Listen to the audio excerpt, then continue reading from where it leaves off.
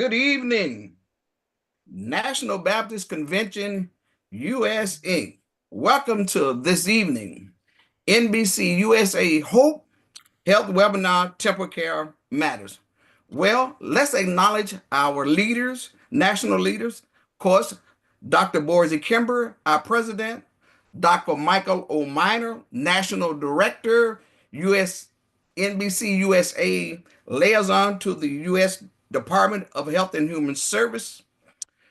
This evening webinar overview and this evening TempleCare Matters webinar, we will have an extended discussion of men's health, health month, and share about June other suggest health observances. And let's not forget Father's Day. Yep. Even though it's Men's Month, do not forget Father's Day. So we're going to say happy Father's Day to all the fathers. Not only that, but Fireworks Safety Month through July 4th. This webinar is part of our continuous series of First Tuesday TempleCare Matters webinar. In each session, we delve deeper into the 7 pillars of TempleCare Matters.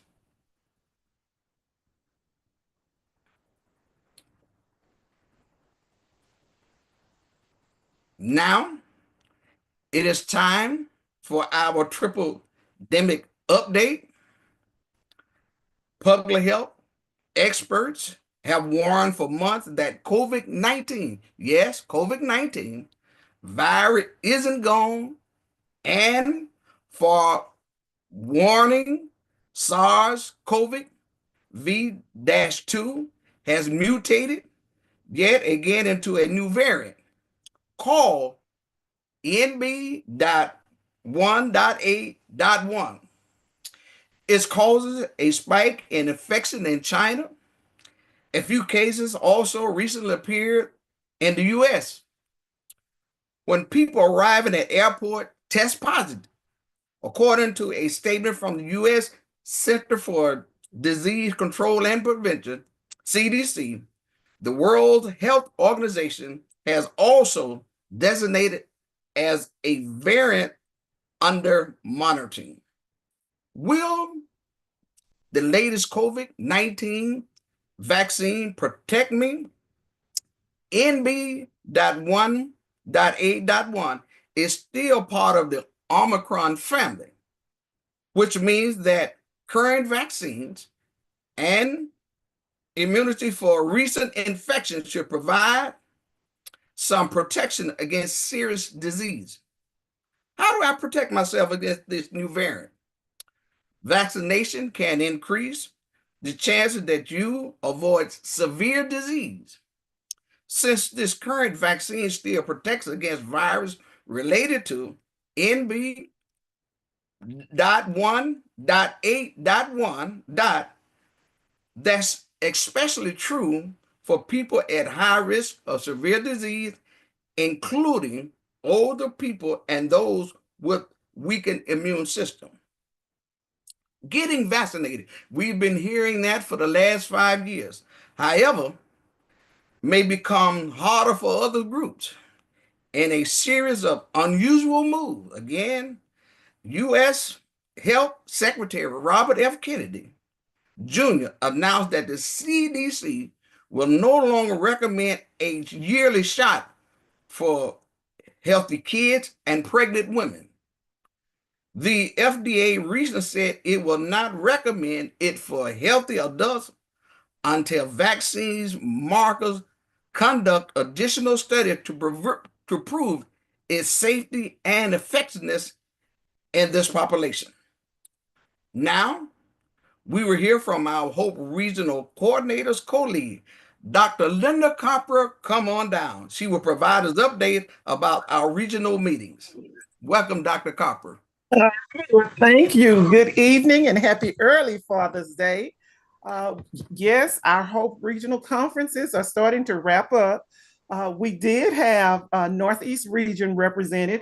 Pastor Daniel Blackburn is our regional coordinator, and they had their regional conference on May 31st, where they highlighted sickle cell, diabetes, and kidney disease. and New York and Connecticut were well represented. And now we want you to mark your calendar for Saturday, June 14th, Southeast region. And that's Sister Brooklyn Rogers. She's the regional coordinator, and she is inviting all who will to join them as they join the South Miami Health Fair Symposium. And that's Saturday, June 14th. It is a Health Beach event, and it's from 11 a.m. to 2 p.m. And all ages are welcome. There is no registration. Other organizations will actually be on site. So if you're in the region and want to join Sister Brooklyn, I'm sure she will be happy to see you. So that will wrap up our 2025 Hope Regional Conferences, but we want you to stay tuned because we will have Hope 2026 Regional Conference dates with more information forthcoming. Thank you, Dr. Thank you so much, Dr. Linda Copper. I gotta say it so that her pastor do not get upset with her. Greater First Baptist Church, Houston, Texas, Dr. Rory Thompson. So we got that out the way. So we're good now. Go back to Houston. Let me say, Fireworks Safety Month continued through July the 4th. You know, we're saying fireworks, but when I was a child, it was firecrackers. Each year, thousands of people are injured while using consumers fireworks, not commercial or those that do the big fireworks, amen, at the parks and those things, but consumer fireworks. Despite the danger of fireworks, few people understand the associated risks, devastating burns, other injuries, fires, and worse. Supervised children closely are as sparkles seem like harmless fun for the kids, but they are responsible for about 1,400 eye injuries each year. Even tiny poppers or snappers can pose danger. Sparkles burn at, listen, 1,800 degrees and could easily cause severe burns and injury. Well, it's my time to turn this show over to my friend and my brother, our leader, Dr. Michael O. Minor. Here he comes. All right. Thank you, Pastor Montgomery. Wow. He always brings all the energy to everywhere he goes. Who said nothing good can come out of Como, Mississippi? There you go. Good evening, everybody. Tonight, I'm representing not only our Hope Health Ministry, but I am so glad that the head of our Layman's Auxiliary, our brother Michael Washington, gave me a shirt and made me honorary layman. So tonight I'm wearing it, and I give a big shout out to all the wonderful laymen of our National Baptist Convention USA Incorporated. All right, now let's get ready for this month's special feature. I'm excited. We're going to have conduct a candid panel discussion about men's health. And of course, as Pastor Montgomery's already laid it out, it's coincided with Men's Health Month, Father's Day, all that good stuff. And we have a couple of great panelists, and we're going to pull Pastor Montgomery in a bit about some things he's doing. But we're so glad to have my friend, Pastor Dexter Moraney, and my colleague and church member, Brother Clarence Campbell, joining us. They're going to come on camera here now so that I can say a few things about them. Pastor Moraney is the pastor of the St. Luke Baptist Church in Covington, Tennessee. Under his leadership for over 36 years, the church membership and ministries have experienced growth like no other period in its history. He led the effort to rebuild the church after devastating fire in 1990, and they constructed and dedicated a community resource center that's doing a lot of great work in that area, and it expanded the ministries, getting the men involved there in the work they're doing. Matter of fact, they were so loved their pastor, they named the center after him in November 2021. He is currently working on his doctorate at Union Theological Seminary. Pastor Dexter Moraney. Amen. All right. Brother Campbell. Brother Campbell is a certified navigator and training coordinator for Oak Hill Regional Community Development Corporation, this Affordable Care Act grant. He coordinates the training curriculum for Oak Hill's 70-plus navigators that cover the entire state of Mississippi. He's also a contributor to monthly webinars for Oak Hill and an active member of the Healing Hernando Baptist Church. And of course, I would go remiss by not saying he is a very proud Michigan fan, whatever it is. So welcome, Brother Campbell and Pastor Moraney. Welcome, welcome, welcome. All right. All right. Well, we're gonna begin with Pastor Moraney. All right. So Pastor Moraney, welcome again, and I am so glad you had a chance to join us on this evening. And of course, a big shout out to your wonderful wife, Sister Rita, and look, allowing you to miss out some quality time with her. So shout out. But you know something, during the pandemic, you and your wife endured an unimaginable loss. Your son, Brian, made his transition to be with the Lord. Would you mind sharing about what happened? Of course, and good evening to everyone, and I'm grateful to be here tonight and thankful to Pastor Mana and Pastor Montgomery for asking me to come and share on this panel tonight. It was bittersweet whether I wanted to do it or not, but I thought I said I need to do it. It is also part of a healing process.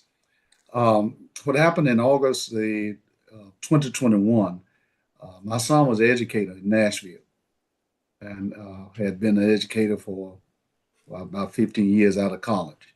So he started teaching school, I started coaching, won championships, trophies, all this as part of his life. So that particular morning, he got up to go to work as normal and had a massive heart attack. Found him at the side of the bed. At that time, normally my wife had gone there and that she was there to visit the grandchildren. But normally we always live with him. But that particular night, the grandchild asked her to stay with them.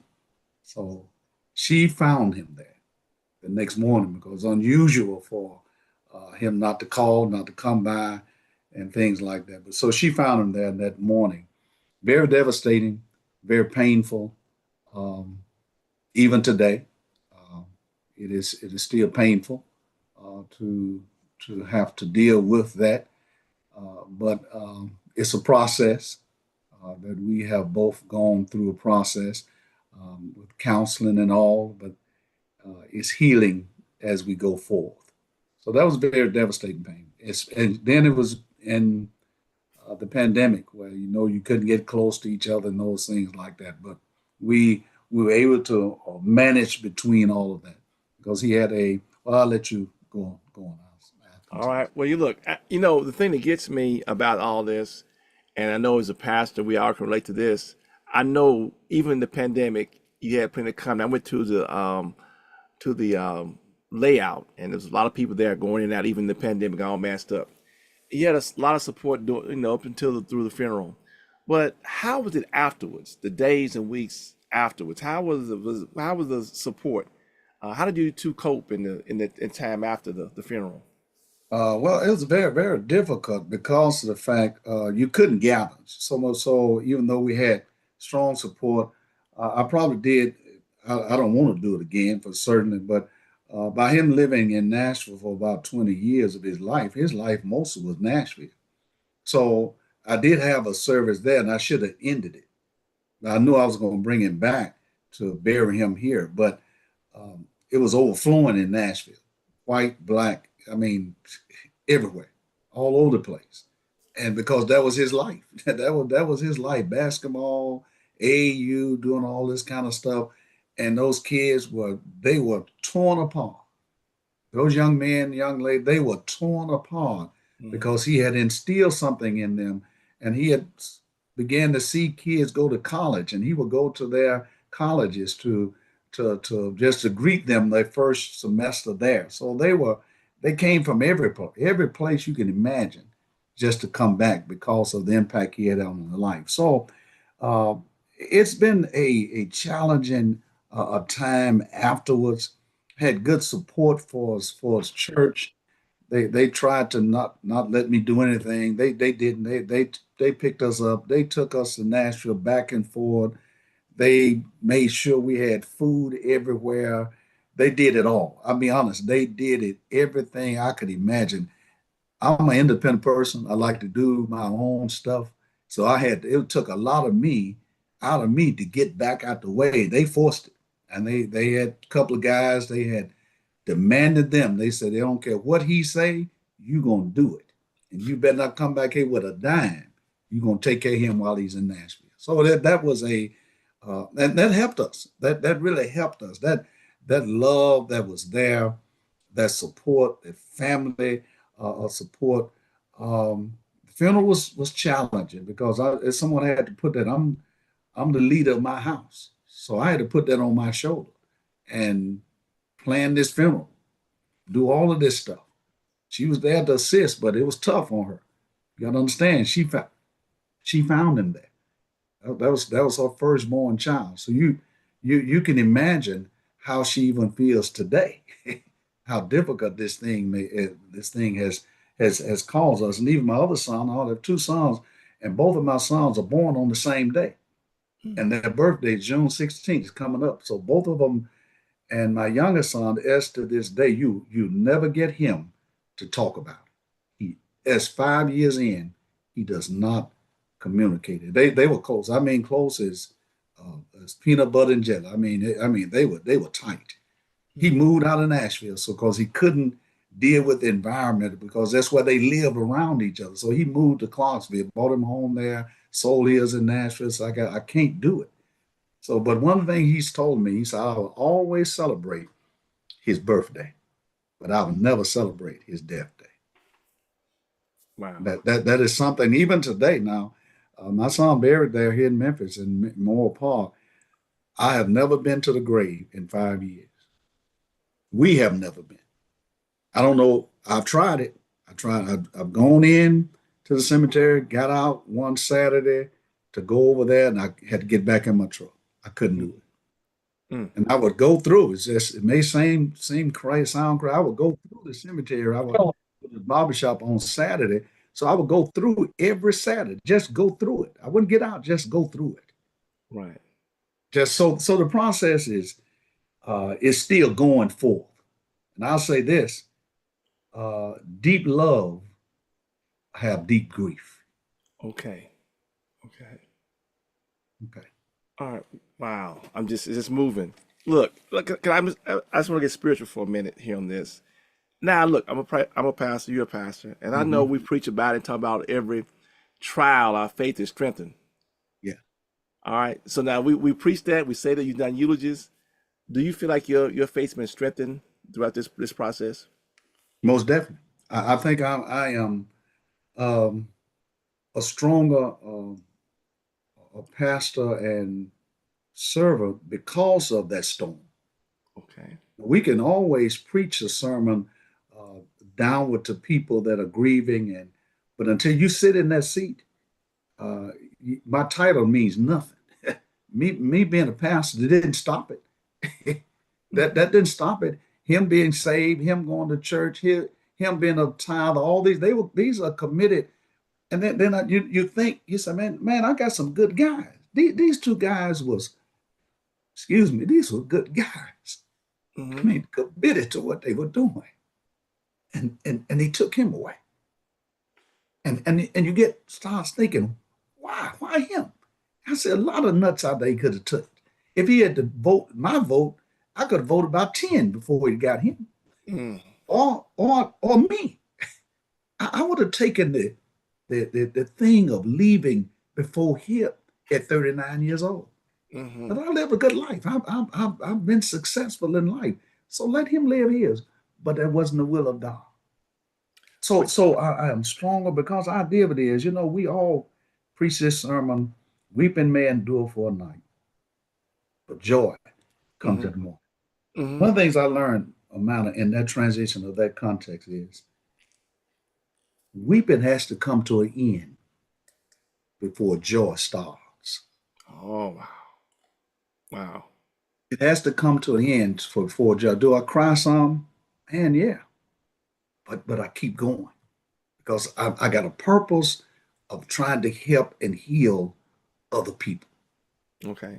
because since then there have been numerous people we've had to administer to because they lost their child. I mean, just ironic, just different children, men and boys. All right. Wow. Whew. You know what? What can you say to a parent that's lost a child? I mean, what I mean, you can say because every parent's desire is for to outlive their children. What can you? And it's something that's watching now. And one thing, wonderful thing about this is going to be up on our YouTube video as well. What can you tell them if you lost a child? To you will get through the process, and I will tell them it is a process. You're not going to jump in right back into where you were. It is a process, and you'll get through it. And matter of fact, I'm a living witness. You'll get through it. Will you get over it? No. Will I forget it? Absolutely not. But the process is slow. I'm telling you, the process is slow. And I have this vehicle now. Uh, and when he bought the car, my son was 6'4". Both my sons are 6'4". So both of them are taller than me. He was thicker than both of us. But I never forget he was going to get a car. I was sick of him in the car he was in, but I didn't want to help him pay no note on it. So he needed a car. Right. But I said, boy, so finally one day I got off from horse. I said, look, boy, meet me at Honda. You getting Okay. out of that car. You meet me over there. And Oh, it blew his mind. I said, I'm gonna help you get it. But he got in 6'4", he gets in a Civic, CVR, whatever. I said, boy, get out of there. I said, get out of there. Go over there and get one of them big trucks over there. You too big here. And it blew his mind. I said, listen, you're gonna pay for it. That car is good for 300,000 miles. I'm driving that car today. mm, I was going to sell it because I wanted to kind of move, memorize, but I couldn't do it because this is still a good vehicle. So I got 200 some thousand miles on it now, and it still runs perfect. So I'm saying is you get through the process. I tell them, and you're gonna laugh some. You're mhm, gonna have some moments that we laugh about and say, this boy was crazy. We did some crazy stuff. mm. I had to get him out of stuff. I said, well, what you doing with your money? Write his budget up. But those things we start laughing about, and that helps you get through it. So I've had several in my church, I'm serious, have lost their daughter and their son. But then they say what has helped us is we see you all. Mm, We see you all.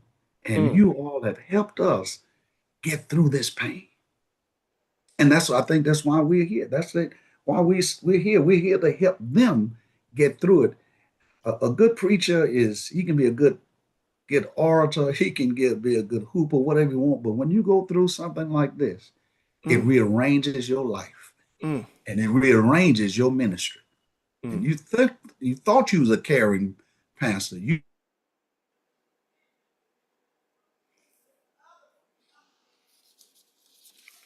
Okay. All right. days. I'm not gonna do that. I I am not gonna do that. But wow. they my friend. The only reason I did because y'all my friend. I said, I am not going to do that. I talk about it all the time. And then another thing that helped me up was the pulpit. I was able to get back to the pulpit. I stayed away from church for a period of time. I stayed away. And they didn't want me to come back. We both stayed away. She stayed a little bit longer. I eased back up, and the preaching helped me get back going. Wow. I had to get back. It got me back into it. Got me back into it. I was able to tell my story from the pulpit.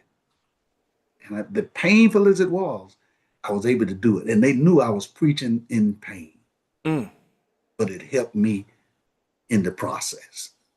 wow. And the healing is still going on today. Wow. Well, look, before you leave, I know it's some things you've been doing. Um, wow. It's some things you've been doing in memory of your son. Yeah, Um, and I know, look, here we're grown men with tears in our eyes. Hey, it's yeah, nothing wrong with that. yeah. Is this thing to do with your son? You want before we go on to our next segment, you want to say something about Yes, the yes. little I'm glad you project? brought it here. Yeah, Yeah. I'm glad you said that. I named he was an educator, and he was always about kids getting an education. So I established that was part of my healing process. I had to do something. So I established at Brian's way, because that's how we looked at him. He had it his way. He don't care about nobody else's way. It was my way or nothing. So we call it Brian's Way Foundation, and I give scholarships every year to high school students in his behalf. That helped me keep him alive, keep his thought of what he was all about alive. So um, I do that every year. We give scholarships, and the first two we gave was one to one boy at the University of Alabama, and one went to the University of Memphis. And we blessed both of those boys because both of those boys played basketball for him, and Mm. we made sure they got scholarships, and they've done well since then. So now we do it every year in May. Whenever we give it in our church, we give a scholarship to a deserving. They have to fill out stuff to do it, but this Hmm. is how we don't just hand it to them. Right, right. You got to be able to know you're going in some direction before I do it. All right. All right, well, thank you, Brother Dexter. Look, we're gonna go into our next little segment. Uh-huh. Pastor Moraine's gonna hang around toward the end in case of Oh different yeah. questions and whatnot, everything. But certainly, we have definitely been moved tonight about him sharing. I know it was difficult for him, but I'm glad he's my friend to do that. He's helped me tonight. Mhm. So, well, thank you. All right, we're gonna go on now to. Thanks again, Pastor Moraine. We're gonna go now to Thank you. Pastor Montgomery. Pastor Montgomery. And you know it's a trend here, all these M's, Minor, Montgomery, Moraney. Just want to throw a hint out there how you can join the club. Okay. Uh Now, Pastor Montgomery, I understand that you're working on a pilot project about one type of chronic disease that really hampers black men. Yes, that's true, Dr. Monty. We're working on a pilot uh, program, type 2 diabetes. And in the pilot, there are 15 attendees that we're currently working on now. I've already received a call to get 15 more attendees just for virtual setting. So how does that type 2 diabetes, how does that now tie into Men's Month, health care for men? Dr. Monty, out of those 15 attendees or participants that I have, got two deacons, two pastors, one minister, and one layperson. But what's unique about the layman is the fact that his wife heard about this pilot. She called me and said, my husband will be in there because he's type 2 diabetes. He Wow. tried to bail out because he's a farmer. So therefore, the farmer has to be in the field doing things this time of the month. She says, on Thursday night, I would have him in front of this computer. So it's important that women get involved and tell men what they should do. This is a 6-week research. Is hybrid. So certainly we are some people at the church and some are at home. But in the next session, all of it would be virtual because they're trying to get to where that they got so much things that now you can do on the internet without going in. So the next step is try to get this type 2 diabetes management and some of the care and provision, some of the educational components from Zoom as well. Also, one of the things that we realize that there's a lack of support group among men in this type 2 diabetes. Hmm. And we had a discussion about that and to include because in the unique again when you got two deacons at the same church, you got pastors and preachers, we run in that circle. So there's a support group if we would just talk about it. And then that support group, we make sure that you understand daily activities for us, exercise and certain your diet, and often check with your physician anything that you should do. All right. Well, let me ask this. Now, I know some of them, you talked about it, they're reconsidering some of their health choices. Can you give us some specifics of some of the change choices that they've undertaken? Yes, because of the issues that type 2 diabetes would affect other organs of the body. Mm-hmm. Also, the I often ask questions when we're doing these type of things. What is the best possible health that you could have now by applying what's recommended for you to do at your age, at your condition, and then you must set some short-term goals for Mm, yourself. mm, And you have to admit and accept where you are and don't compare yourself to anyone else. Only you can make yourself better, and you're the best mm. frontline care person for yourself. Well, let me ask you this question. Um, what would you say to some of the men who watching this evening and watching later? What would you say to them about making some better health choices? Self-examination. What can I do to improve my health from where I'm at now?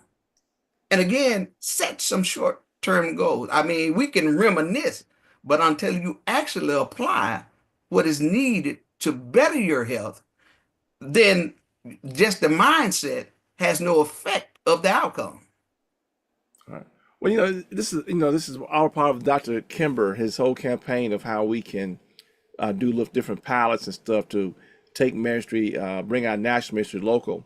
Um, do you think this is a good example of this effort and how we can do this? And does it have the possibility to expand across the country?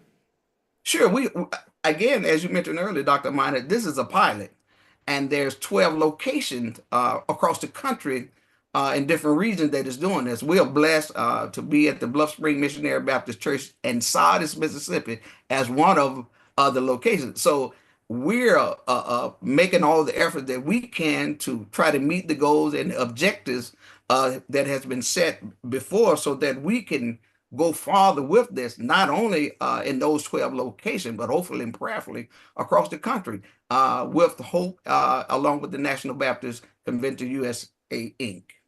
All right, well, Pastor Montgomery, is there anything else you want to share before we move on?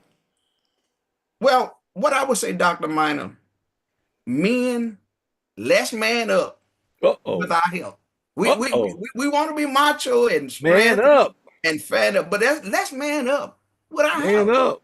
Uh, Whoa. Schedule all Man up. needed appointments. Okay.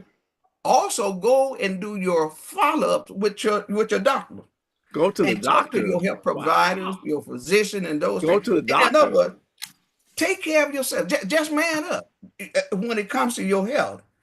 And I understand, and there are some herbs, there's some natural remedies that can be taken, but check with your physician before you get involved in this cross the counters and all this salve and ointments and juice and those type of things.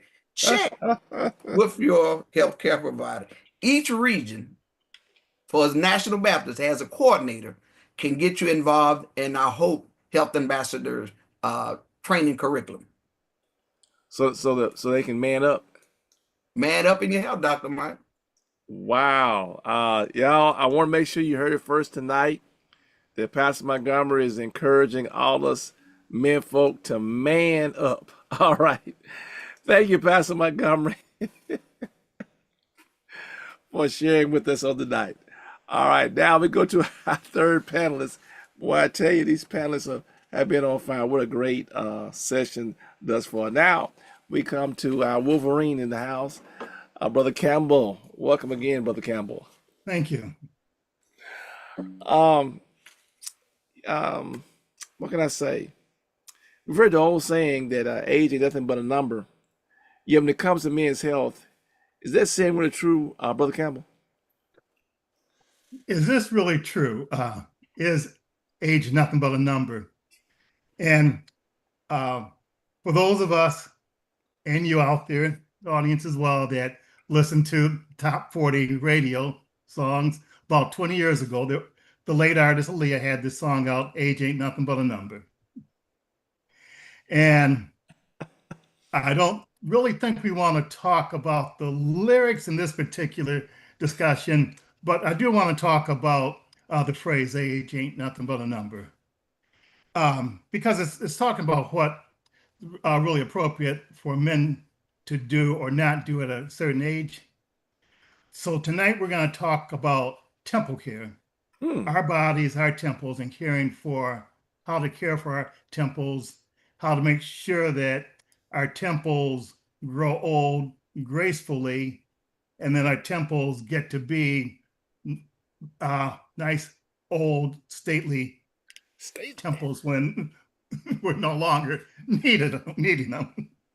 So I've got some information that I found, and it just happens to come from a doctor in Michigan, a hospital in Michigan. Mm-hmm.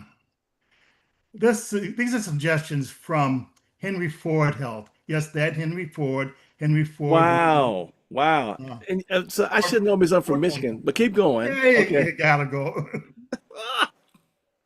Ford Motor Company, or as they would say in Detroit. I'm not from Detroit, I'm from Flint, but in Detroit, it wasn't Ford factory, it was always Ford's. In other words, you worked for the Fords when you Uh, worked at Ford factory. uh, And Ford also built some hospitals. He did quite a few things.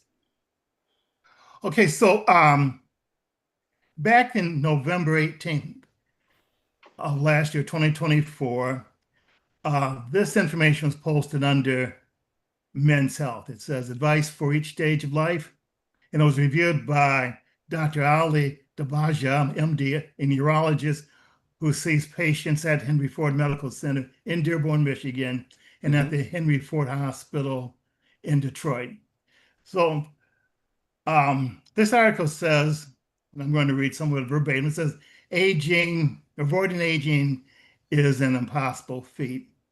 The goal instead is to embrace getting older while taking steps to stay at the top of your game, physically and mentally.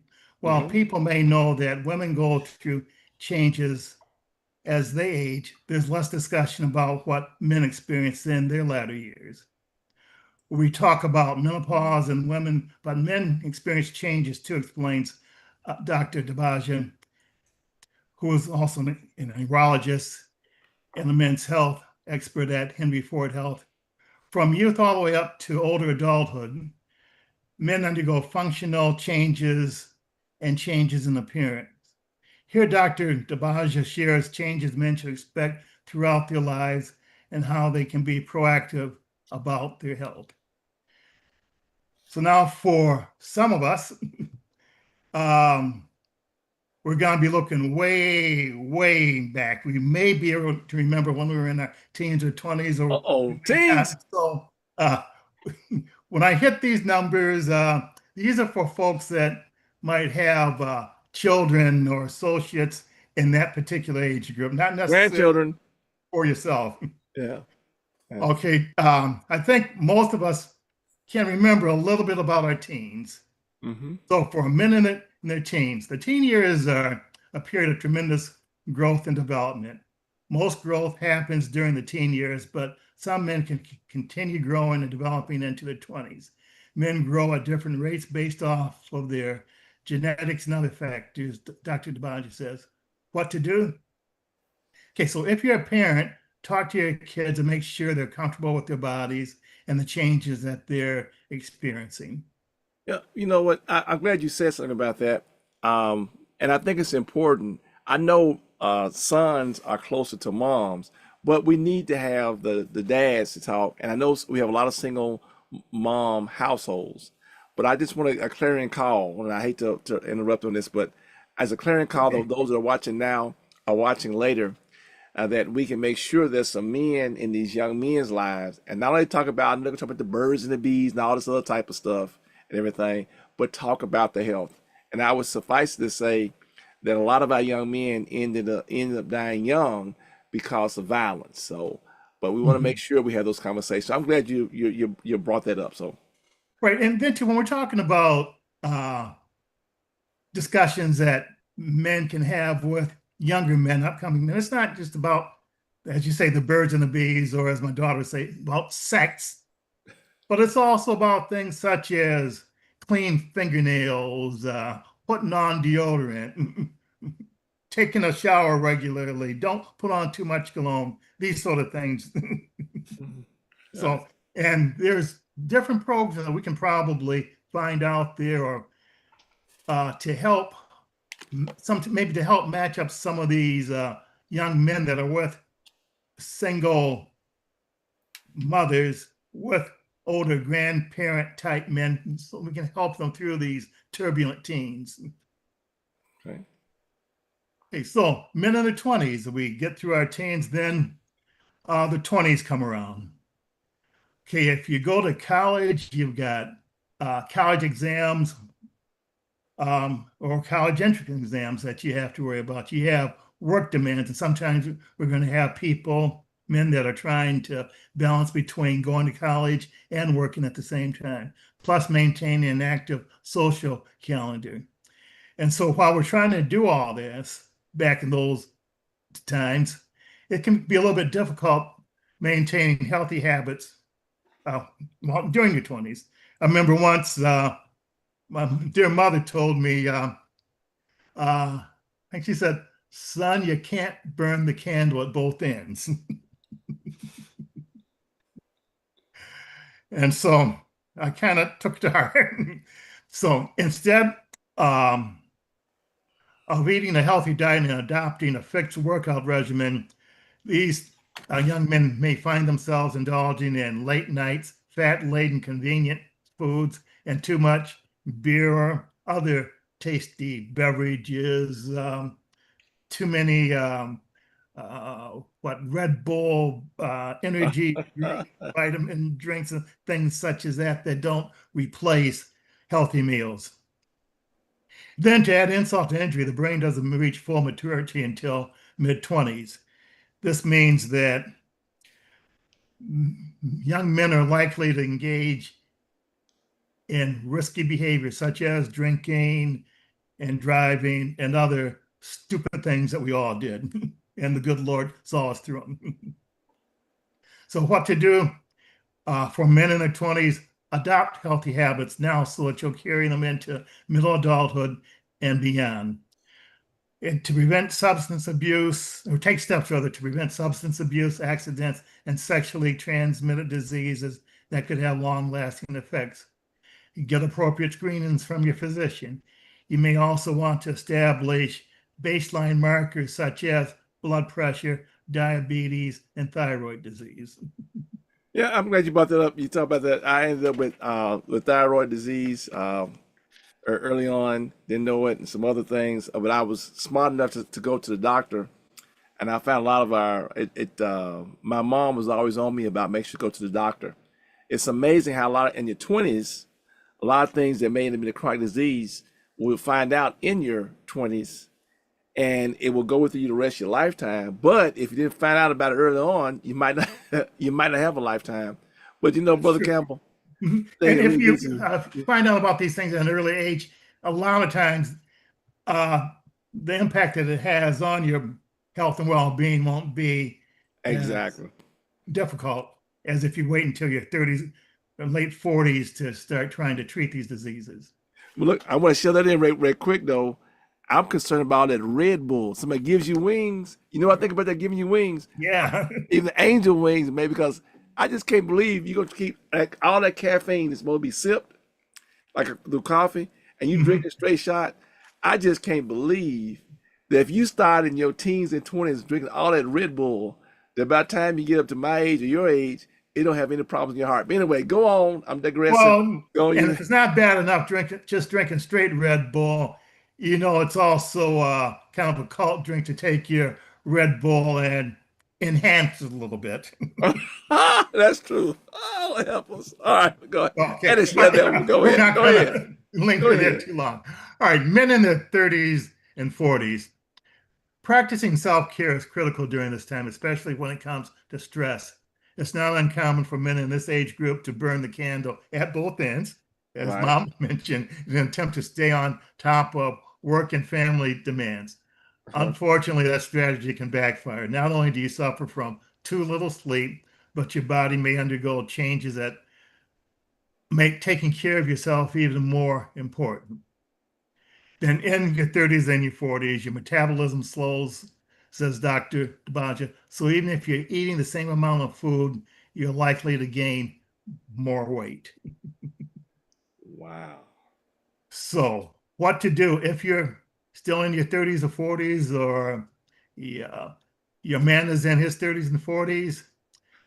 Help them commit to taking care of themselves, Okay. eating a healthy diet, getting 7 to 9 hours of sleep, working out 4 to 5 times a week, then get screened for diabetes, thyroid disease, and cardiovascular risk factors, including cholesterol levels and blood pressure. Look, I got to tell you something about that. I talked to a person who played basketball, and they eat a lot of carbs. You know, because they're a basketball player. Mhm. They played through college, a little, not to the NBA, but some other pro leagues. And when they stopped playing, they didn't slow down their eating habits. And so we ended up having, they got big as a house and whatnot. So that's how, because she wasn't working it off. So that's something to think about. Big as a I think that happens quite often with these athletes that are used to consuming all these calories and carbs, and then they drop that level of activity, Okay. and their body balloons on them. Yeah, balloon. Yeah. Okay. Wow. Okay, so now getting closer to home for some of us, maybe Uh-huh. men in their 50s.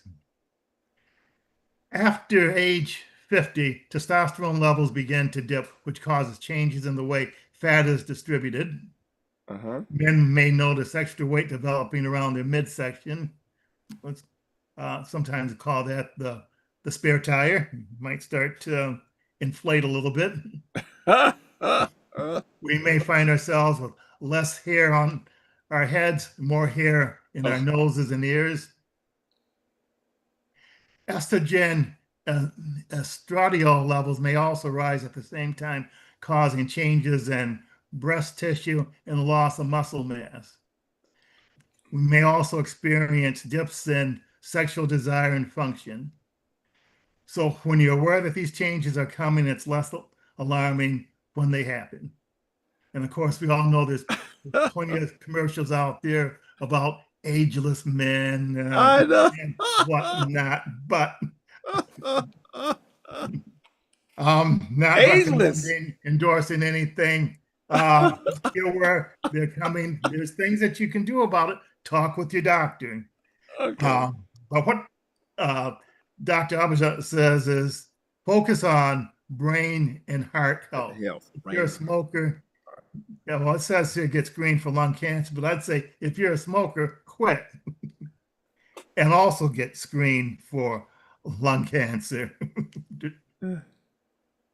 And if you can't quit, well, just try. Just lessen the amount of smoking that you're doing at any rate. If you're alarmed by changes in sexual function, seek help from a physician. There are a variety of treatments you should be able to enjoy to help you have a healthy sex life well into your golden years. Then get back to basics. Take steps to prevent falls and accidents in and around your home, and get your eyes checked too. Make sure that you'll have the appropriate prescription. And work out to maintain your strength and balance. Also, continue screening exams, including screenings for colon cancer and prostate cancer. Oh, prostate cancer. Wow. Speaking of that, we just heard about, former President Joe Biden. I mean, this guy, the President of the United States, he went in for all these checkups and stuff. He's got a cancer diagnosis. He's got, all this for prostate. Now, what do older men, in light of what happened, his situation, should older men do? What are your thoughts about this? Okay, so a little bit more about President Biden's diagnosis.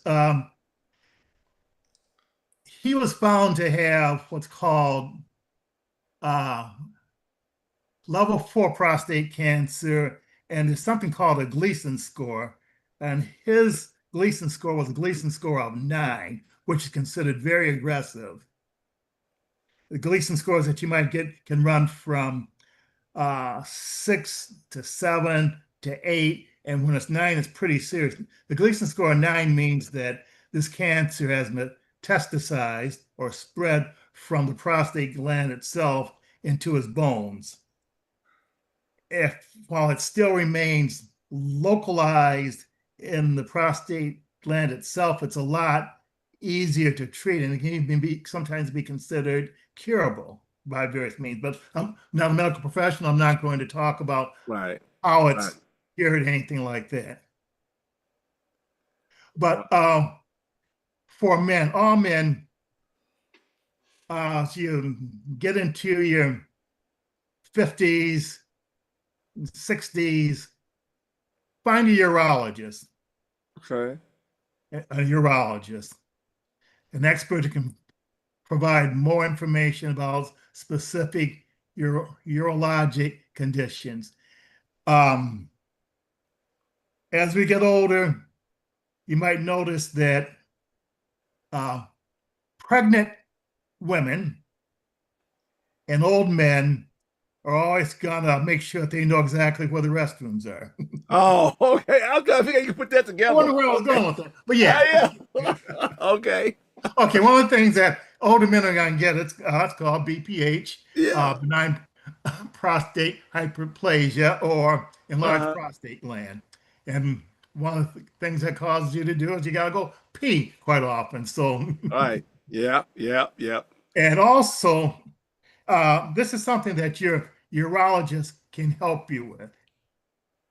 And then while the urologist is helping you with that, if you happen to have that particular condition, or even if you don't have that particular condition, if you're 55 through 69 years old, have the test talk to your provider to learn about the pros and cons of having PSA, which stands Okay. for prostate specific antigen blood test.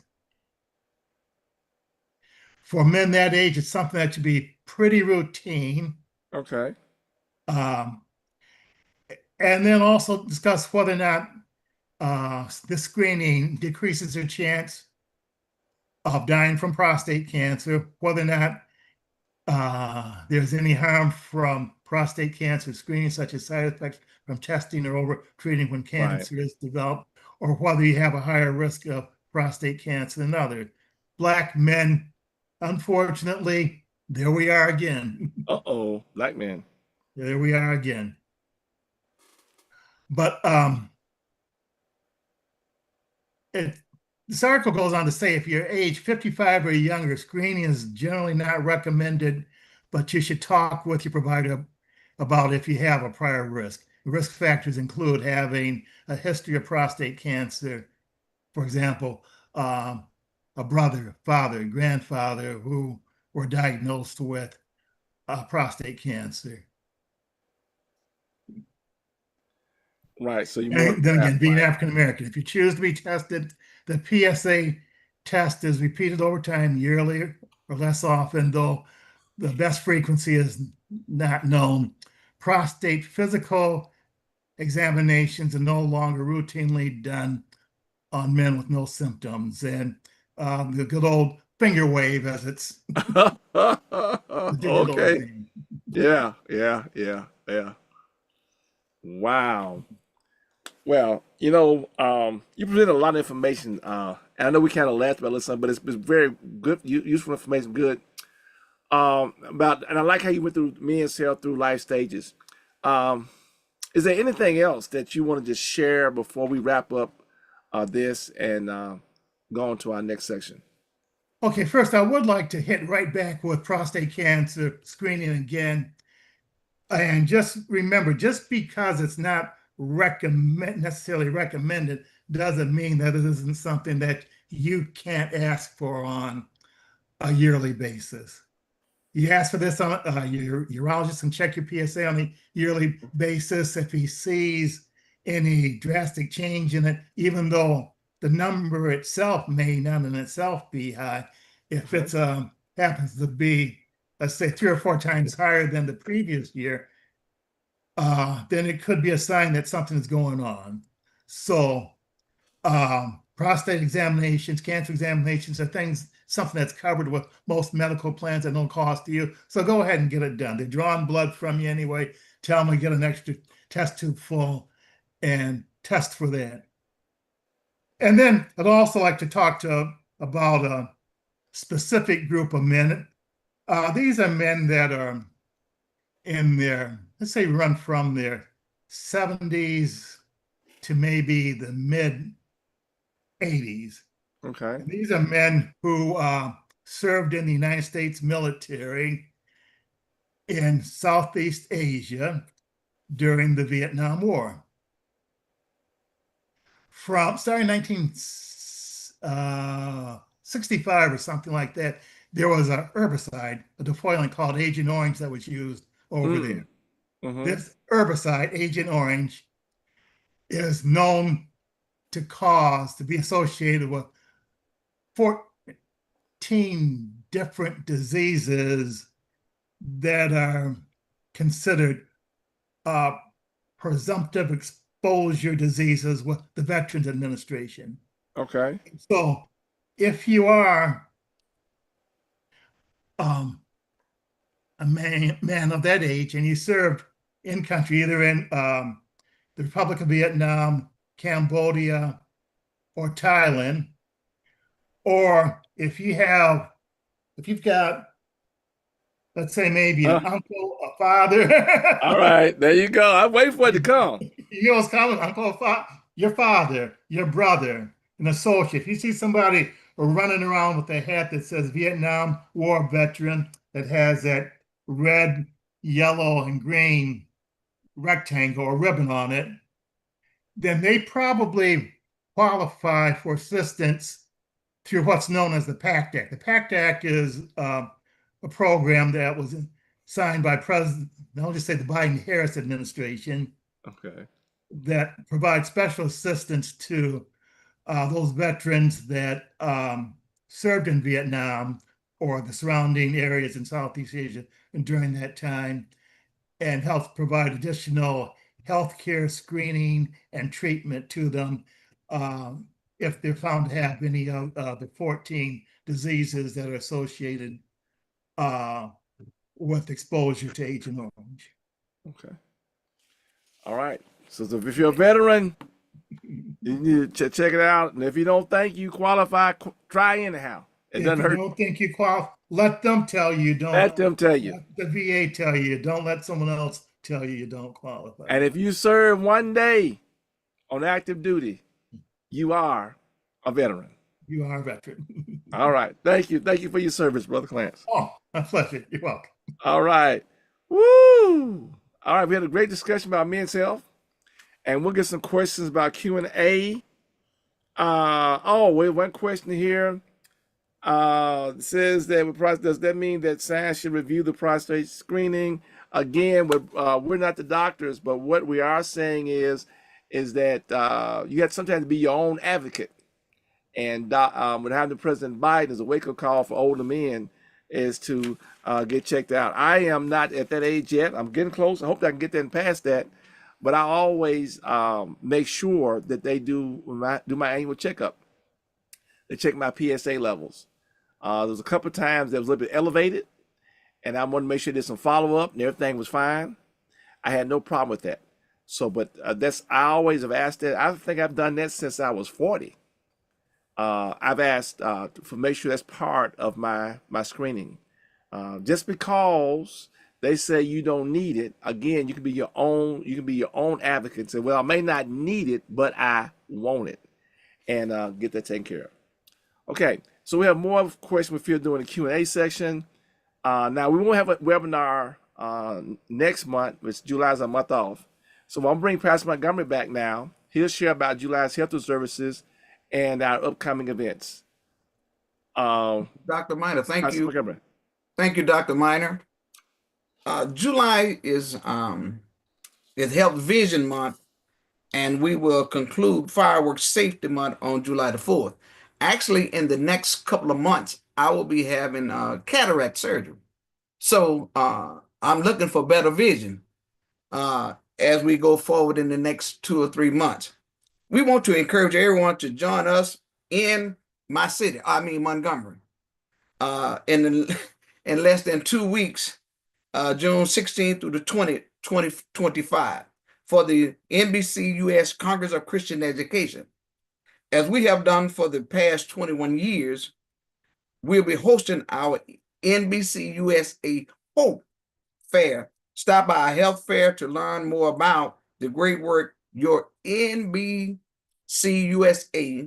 team is doing. We remind everyone of our self-paced health ambassador training. To receive credit towards health ambassador certification. Number one, email us info@hopenbc.com. Again, email us info@hopenbc.com to register. Request a copy of the lesson training guide and complete the training survey that will be there at hope.nbc. My bad, hopenbc.com/training/survey. Including the email, suggested line NBC USA Hope Health Ambassador Training. Let's not forget all our June, amen, suggestion of health observance and wellness, Men Health Month, and Fireworks Safety Month. You may download the complete list of annual observance for our website, www.hopenbc.com, for additional information and resources on our NBC USA Hope webpage, www.hopenbc.com. Email information again, info@hopenbc.com. We've covered much this evening, but the best part is coming now. We want to hear from you. Let me say it again. We want to hear from you. It's time for our Q&A period. You may type in the chat or raise your virtual hand. For those watching on social media, Dr. Copper will be monitoring the Facebook page for comments. We'll do our best to capture your question. Dr. Minor, our fine, great leader, will lead us in our Q&A period. Dr. Minor is in your hand again. All right, thank you, Pastor Montgomery. And look, I'd have each one of you all, Pastor Moraney and Brother Clarence, Pastor Montgomery, you all can come on camera and unmute, and we'll all field questions together. Out of fact, the first question is for Pastor Moraney. The question for you, Pastor Moraney, said, were there any particular scriptures? And then we'll come, I said, we got a hand up, and we'll come to Reverend Nickerson in a second. But they asked, were there any particular scriptures that you found helpful as you're going through the mourning of your son? Yeah, I'll put it in there in a second. One is that I really embraced was 2 Corinthians chapter 5, what Paul shares with the church at Corinth about this temple that we are in, that we will end up with a new body. And once this one has been dissolved, God gives us a new body, and that helped me a lot to know also that I will see him again. And that gave me a lot, because all of us are living in tents, and eventually one day this tent peg's going to be pulled from under us. And that is one main scripture that I certainly embrace as I have gone through this. And the other was Psalms 30:5, where we definitely deal with weeping part, but that's why I learned that the weeping season has to stop before the joy season comes. And it's not end, but it stops. It slows the process down, but it's still the joy does come. It does come. Okay. All right, we're gonna allow Reverend Jerome Nickerson to come up. Just unmute your mic. Unmute your mic and ask your question, Reverend Nickerson. All right. Can you hear me? Yes, sir. All right. First of all, I'm glad that these three gentlemen have been on tonight, because my experience with the loss of a loved one happened to be with my dad. I had just been called to my first church in the third Sunday of July in 1977, and he died in August the 8th, 1977. Mm-hmm. And so to understand the relationship between me and my father, he was my father. He wouldn't let me look at him as a friend because his philosophy was you're going to have many, many friends in your life, but you get one father. One father. Yeah. All right. And so even now today, after 40 some years, Mm-hmm. I still have moments of crying. I have good memories. Don't get me wrong, but his passing was Mm. at a crucial time in my ministry. I'd Okay. never pastored before. He was a preacher. My grandfather was a pastor preacher. I had uncles that were pastor preachers, but the fact that I was blessed to I was given this opportunity. I saw all kinds of possibilities for my father and I in the ministry. So I just wanted to share that. The second thing is, as a veteran, and I'm now 100% disabled permanently and totally. But March the 29th, I experienced an accident. I was rear-ended by a driver traveling 80 miles an hour, according to his digital speedometer. It locked in on 80 miles an hour. So I went to the doctor. They ordered tests on my back, my neck, and my shoulder. And it turns out that they found some growth on my thyroids. Wow. They also found an aortic, something with my abdomen and the aorta. But here's the thing. Huh? I suffered two heart attacks last year. I think, Dr. Minor, you remember. Right. Right. And I had triple bypass surgery. Well, let me start from the beginning. February the 6th, I had total hip replacement surgery. What? February the 8th, I had a heart attack in the hospital. February the 12th, I had triple bypass surgery. 5 months later, I suffered another heart attack because the grafts from the first ones didn't take. Okay.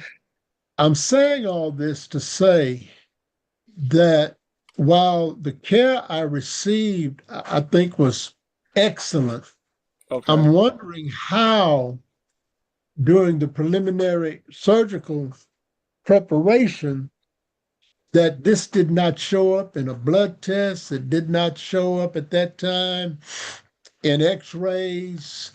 And I'm going regularly for my checkups. So it took that accident to bring to light these underlying issues. I had 99% blockage, and they don't know how long I know I'm kind of rambling, but I had 99% blockage, and they don't know for how long. Keep in mind, I'm preaching, I'm teaching, I am preaching revivals, I'm going hither and yonder, and the only symptom that I felt, and I thought it was because of fatigue, was that I would tire very easily. Okay. And so I didn't know at that time I may have been having some heart attacks. But what I'm grateful for is the fact that it wasn't preceded with a stroke. Right. That's what I'm grateful for. But Wow. that's my experience. And I say this not to deter anybody, but that second opinion is looking a little bit stronger to me now than ever before. Well, and look, and we so thankful that God has spared you, Pastor Nicholson. But let me just add to what he's saying is that sometimes they can just get missed. If you go to the emergency department, this is what I always tell people. I'm not a doctor, but I got common sense. Right, right. You go to the emergency department And those doctors are seeing 1,000 patients. They're tired. They don't work long hours. They look through all that stuff. Now, come on now. You know that there's some things that may not be seen that they don't test for and everything that can happen. Now, I ain't trying to do this say doctors are not great in what they're doing, but they're human. Oh yeah, definitely. They're human and go through But it. It looked like it was good you had that accident.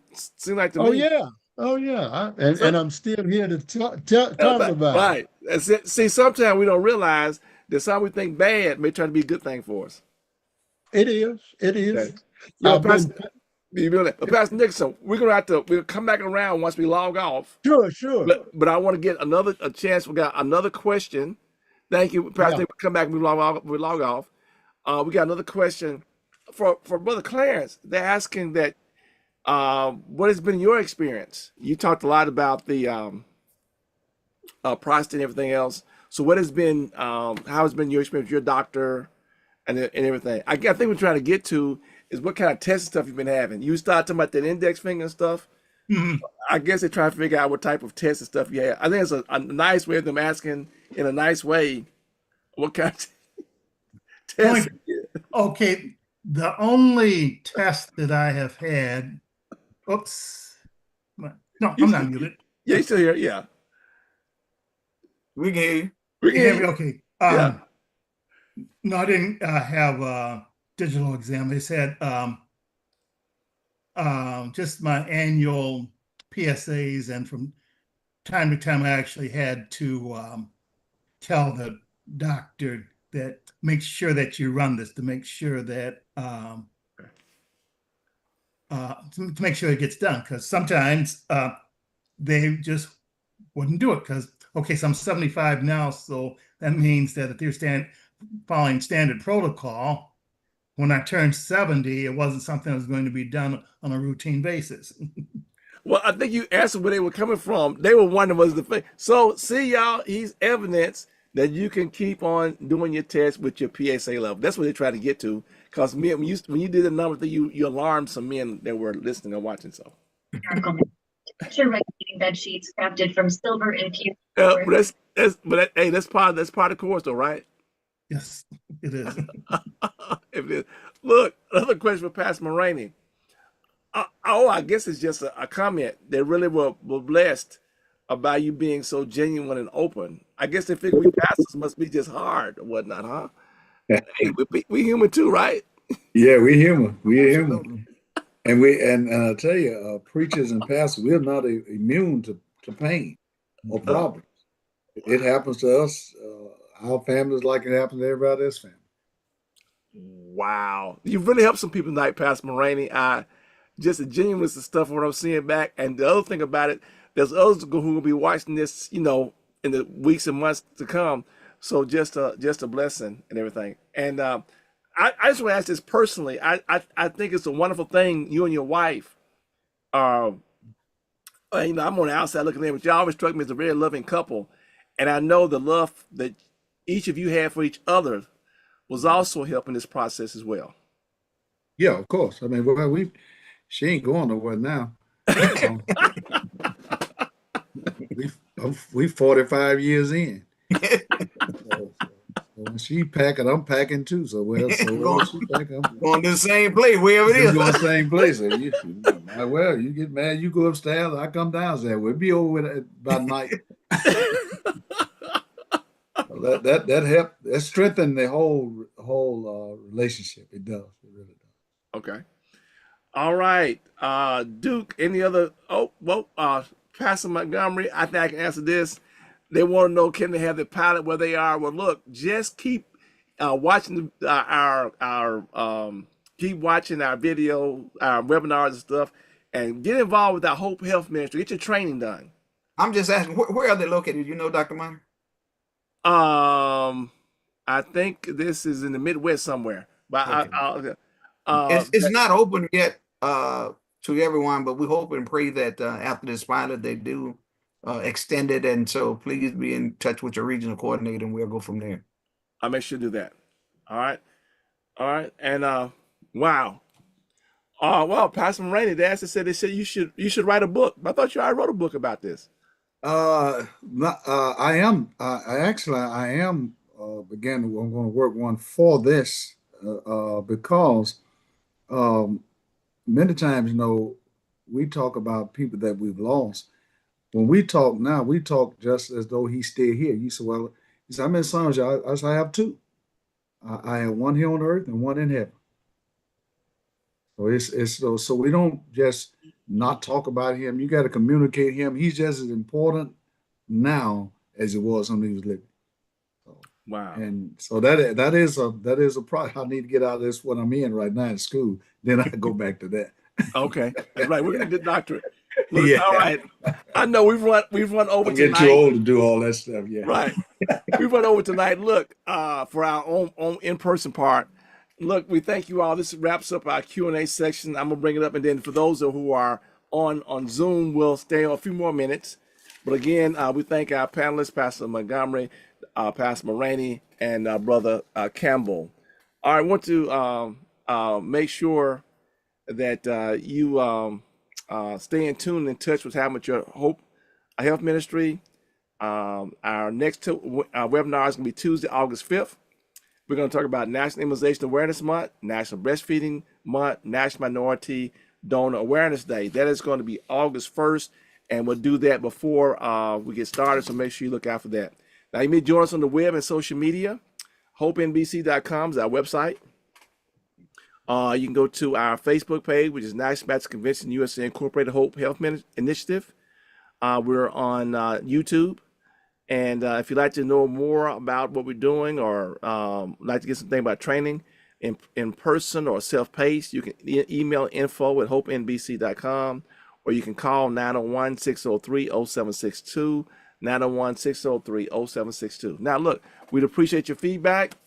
Would you kindly complete our webinar survey? We paste the link in the chat, and we do it on our Facebook page as well. We appreciate the tireless work of our awesome NBCUSA Hope team, yours truly, Michael O'Miner, Dr. Desi Levy, Sister Lottie Miner, Sister Nettie Johnson, Pastor Dexter Moraney, Sister Ellen McKnight Hill, Dr. Felisa Washington, Minister Geraldine Moore, Sister Loretta Henderson Miller, Dr. Lavora Williams, Sister Bettina Campbell, Dr. Marion Talley, and of course, our very awesome technology media guru, host, moderator, Brother Thomas Duke Robinson.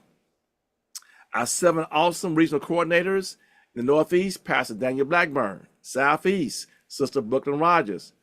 In the Southwest 1, Pastor Bernard Montgomery. Southwest 2, Dr. Linda Copper. Midwest, Sister Teresa Fales Farr, or as I may call her, Teresa. And the West, Sister Farr Robinson. And the Far West, Pastor Richmond Johnson. And of course, to connect your regional coordinator, email info@hopenbc.com. We know that some of you have additional questions or comments that are on us with Zoom, so we'll formally close this evening's webinar in just a moment. And for those watching on Zoom, we'll open the mics for additional feedback. Don't forget to join us next month in Montgomery, Alabama. All roads lead to Montgomery, Alabama. We'll see you on Tuesday, August 5th, 2025, for our next TempleCare Matters webinar. Finally, we acknowledge our president, Dr. Boise Kimber. He reminds us that we are changing the course, not our convention. The gospel still works. This has been a production of the National Baptist Convention, USA Incorporated, the nation's most collaborative religious denomination. God bless you, and God keep you is our prayer.